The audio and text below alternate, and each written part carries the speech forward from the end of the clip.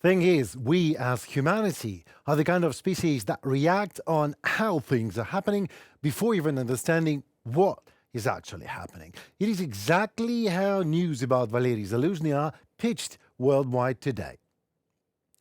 Good afternoon, this is Henry Keane on UATV English. Me and my team are to bring some hard truth in easy terms for the whole free world directly from Ukraine. CNN would be like Zelensky fires Ukraine's military chief in major shakeup nearly 2 years into war.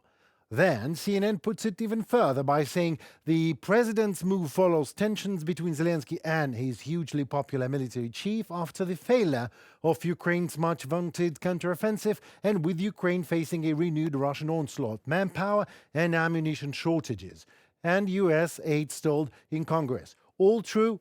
Somewhat. First of all, what's with the wording? Zelensky fires his chief? To President Zelensky, General Zaluzhnyy is a Ukrainian army commander-in-chief, not a chef to a Tsar, as it was the case with Prigozhin and Putin. And Zelensky is not a restaurant manager, and Ukraine is not a restaurant where you can order your victorious counteroffensive cocktail just by ordering it. No one fired anyone. Here is what happened in easy terms. The president of Ukraine monitoring the situation of the Ukrainian army and following many rounds of consultations with professional military, both on the front line and in the headquarters that including Valery Zaluzhnyy, has come to a conclusion. Changes are needed in the Ukrainian army, and that is exactly what's going on.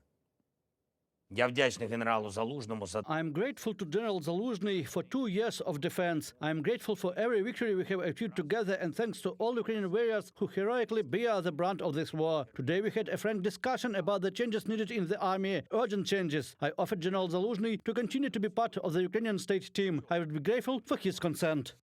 See? Changes are needed. And fired his chief does make a bit of a difference, doesn't it? Then again, the failure of counteroffensive? Really? Failure according to whom? CNN office sitters' expertise? NATO doctrine failed?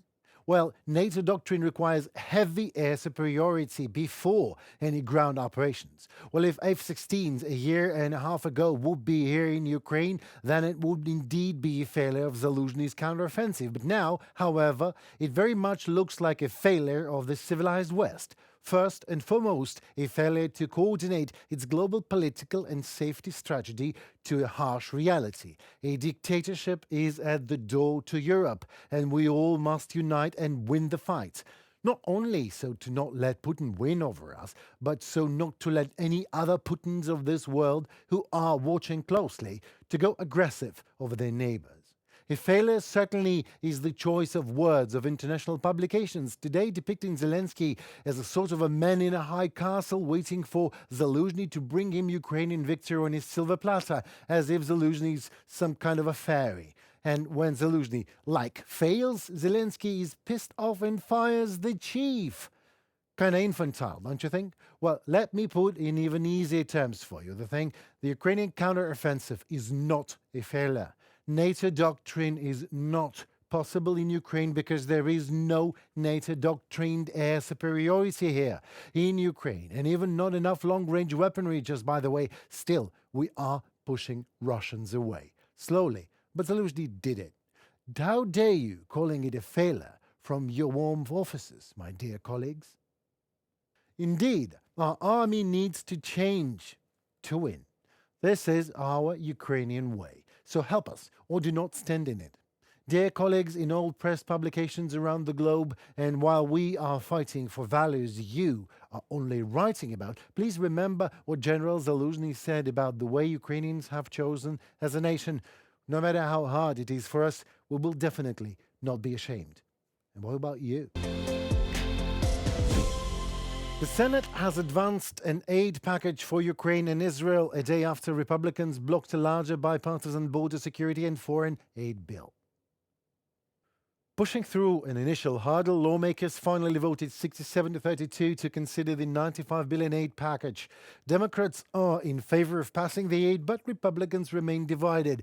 The bill includes 60 billion of military aid for Ukraine and 14.1 billion in security assistance for Israel. It also provides 9.15 billion in humanitarian funding for civilians in countries facing conflict. After rejecting the initial bill, Senate Republicans have now agreed to consider this foreign aid version of the measure. They have kept open the possibility of making further changes, however. Well, better open than closed, I guess.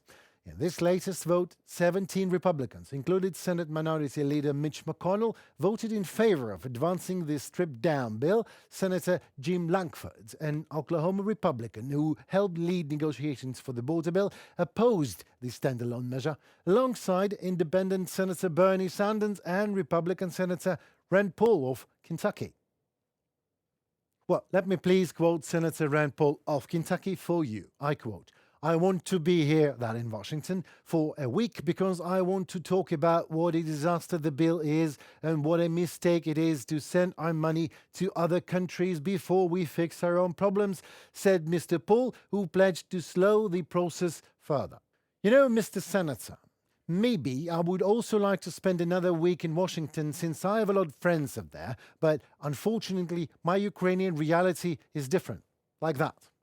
I'm in Kyiv these days, and we have no time for long conversations. So why don't you already put it straight, Senator, by saying, "I don't want to give money to Ukraine and I don't mind hundreds of thousands of Ukrainians dying.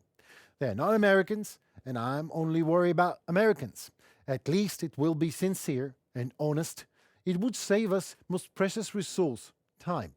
Because time is what we simply do not have here in Ukraine, Senator. And to be honest with you in return, all these back and forth talk shows and negotiations in the American Senate put a deadly pressure on us. Not as deadly as the Russian army does, still by actually defending these core human values, freedom and sovereignty with our very lives. I think we deserve a straightforward answer, Senator. We demand it.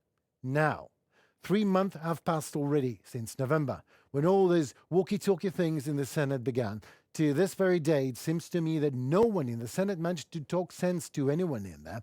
Even Comrade Carlson Tucker, an admirer of your party's icon Donald Trump, the great wall builder, managed to somewhat interview Putin himself.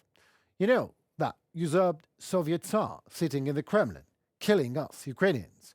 An international thug inducted by ICC, who is one court ruling away from the genocider title and is officially the leader of a country that finances terrorism. But you and your colleagues, the US senators, seem to be unable to find any common enough sense and language to resolve the issue and put it straight already. Maybe you really should consult Carlson Tucker after all. So, Senator, the bare fact for you, America still is dominating this world. Politically, economically, militarily, democratically, if you will. You might not notice that in Kentucky. However, it is obvious here for us in Kyiv, being the largest economy and democracy of the world, has its expenses. These expenses, Senator, are human values that must be protected all across America's dominated realm, not only in Kentucky. So, I guess it is good to spend some time in a place where these values are cherished. Enjoy your extra week in Washington, Senator, and God bless America. The UN Committee on the Rights of the Children on Thursday called on Russia to stop the forced transfer of children from the temporarily occupied territories of Ukraine, which violates, obviously, international law and any imaginable morals, and to return children to their families. In a report on Russia, the UN committee said Moscow must provide information on the exact number of children taken from Ukraine and their whereabouts so they can be identified and returned. Never happens, of course, if you ask me. The UN committee also said that Russia must ensure that no child is deprived of Ukrainian citizenship and that their identity, name and family ties must be preserved. That never happens either. The committee is, I quote, deeply concerned by allegations that Russian children's ombudsman Maria Lvova-Belova was responsible for the deportation of Ukrainian children and called on the Russian authorities to, I quote again, investigate allegations that she committed war crimes. But the statement does not mention the accusations against Putin. Well, maybe Putin just doesn't know what's up. So why bother Russian Tsar with all these disappointing revelations of what an actual monster he is, right? Well, it was a busy week for UN committee indeed. The elderly political body did a lot of discussion, condemnation, deepest concern, expressing and urging in terms of Russia last week. The committee also condemned wide-scale and systematic state propaganda in schools of Russian Federation about the war in Ukraine, including, though, the publication of a new history textbook and its new study guide for teaching the Russian government's lies.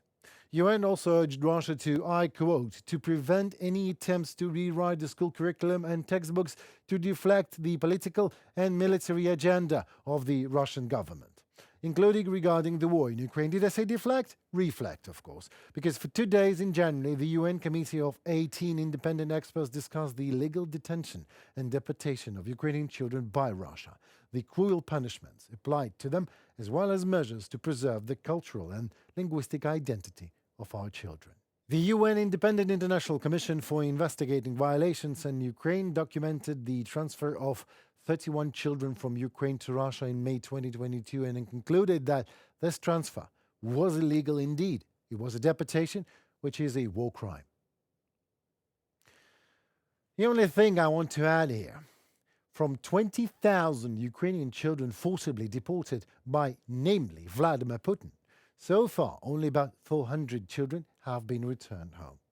Tell that figures to anyone who next time says something like Russia wants peace. Time for more on UATV English. You ask hard questions, we try to answer in easy terms, I hope. And now the question of the week, voiced by our viewer Deborah Williams 6390. And that question sounds like, why don't the Western countries seize $600 billion of Russian money sitting in their banks and distribute it to Ukraine as compensation and not a loan?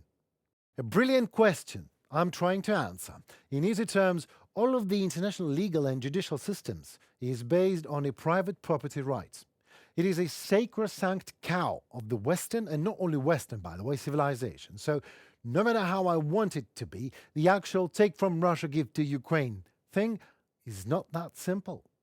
Because it is even more than a law, you see. It is a private property paradigm of this best of all possible worlds we live in that rules it. And in Ukrainian case, of course, it must be broken, and what once belonged to the criminal aggression perpetrator, the Russian Kremlin, must be taken from the men spent to build Ukraine anew. No doubt about it. It is called crime and punishment, just as per the Kremlin's beloved Dostoevsky, by the way. But it is a long process. What international lawmakers and law takers also are afraid is that it is going to become a global precedent, and then, in the future, it can be used as a sort of a weapon in politics. If you can seize assets of your stubborn opponent, it will undoubtedly soften his position, right? That is a first thing, law and order that actually interferes with itself in this case. But there is more. There is thing number two. We all are human beings, you see. That means there is a whole global army of lovers of Russian money. They loved to use it, service it, credit it, interest rate it, launder it, and they still are there. And they are very influential. Not that visible as international political leaders these days, but still they are not really happy to give their milk cow away, and maybe even somewhat hoping that if they finally would have to, not without their own share in that milk. Well, that seems to be it for tonight and for this crazy week. It was Henry Keane in UATV English breaking the hard truth, the easy terms, for the whole free world directly from Ukraine. We at UATV English like what we do for you. Please let us hope it is even somewhat mutual. Like us in return, subscribe and share. Help us to promote Ukrainian voice worldwide. Do not hesitate also to express your own opinion in the comments below. It matters a lot to us, and do not hesitate to ask a question so next week I could do my best to try to answer it. Stay safe and tune for more right already tomorrow, next week with my colleague Paul Stelmach. See you soon.